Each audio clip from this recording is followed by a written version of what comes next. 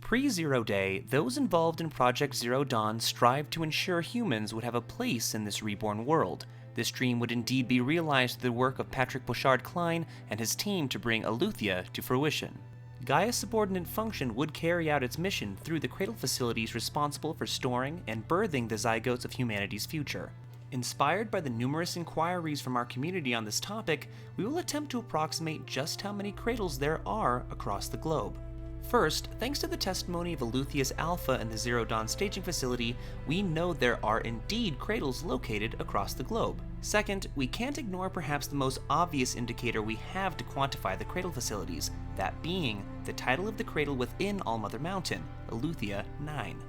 This would appear to inform us that at the very least, there were 9 cradle facilities on Earth to be used by Aletheia. Additionally, thanks to the data point Cradle Sealed, we can confirm the location of Aletheia 1, residing somewhere in the vicinity of the Xinjiang region of northwest China, and Aletheia 2, constructed in Mount Namuli, the second highest mountain in Mozambique in southeastern Africa. Being that there are at least 9 cradles, we can determine that there has to be more than one per continent. Though 9 may be the most definitive number we have for the cradles, it is possible that there may be more. During Dr. Sobek's Holo presentation, The Good News, we may be able to identify the locations of several more facilities. When she begins to speak on Aletheia, we can see a number of red markers appear on the globe.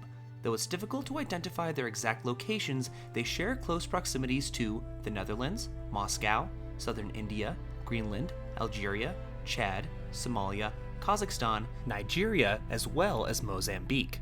If these coordinates are indeed accurate and their proximity to one another remains relatively consistent, I think it would be within the realm of possibility to assume that there were somewhere between 15 to 25 cradles constructed by Project Zero Dawn.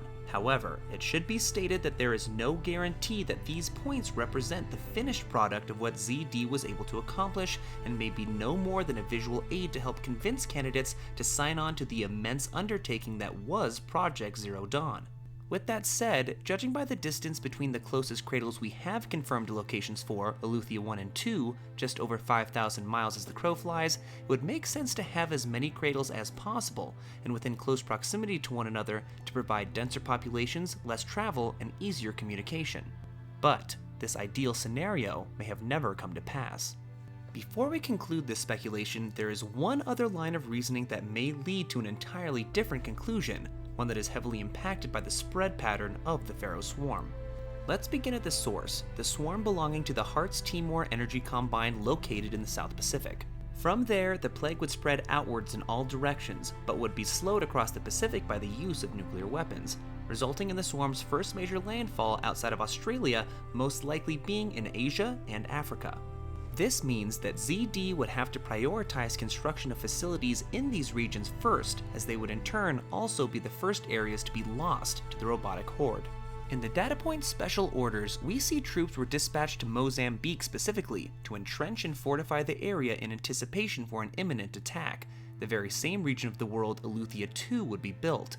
Being that Aletheia 1 and 2 were built in areas of the world that would be some of the first to fall, their numerical designation most likely also reflects the order in which their construction began. If this trend of constructing cradles in areas just before they would fall was standard operating procedure, as humanity would no longer be able to reach those regions once the ground was lost, that means Aletheia 9 may be the last or close to final cradle able to be constructed.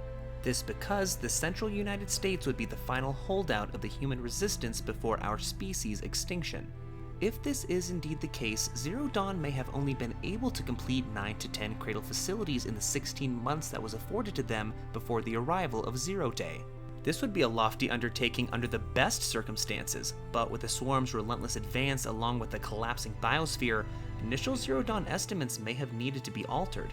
Though the exact number is impossible to predict with the present information available to us, and the possibility of 20 plus cradles across the globe remains, in my mind, ZD may have intended to have that many, but ultimately were only able to complete 9 or 10.